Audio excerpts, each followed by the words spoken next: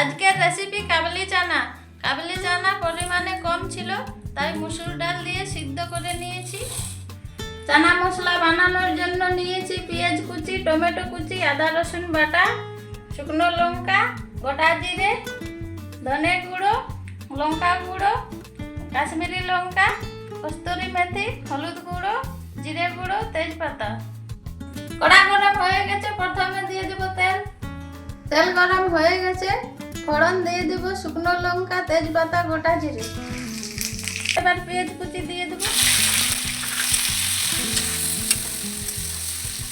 পেঁয়াজ ভাজা হয়ে গেছে, এরপর দিচ্ছি আদা রসুন বাটা।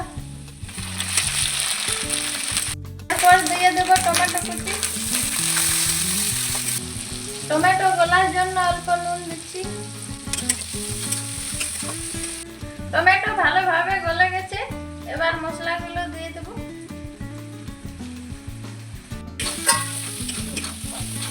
মশলা ভাজা হয়ে গেছে, একটু জল দিচ্ছি।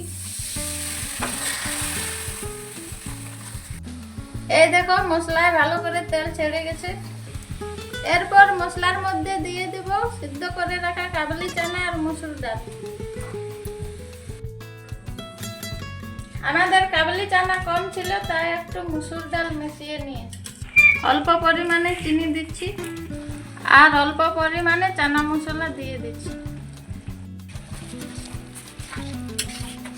এরপর টমেটো সস দিচ্ছি। তোমাদের পাশে থাকলে দিবে, নাই তো নাও দিতে পারো।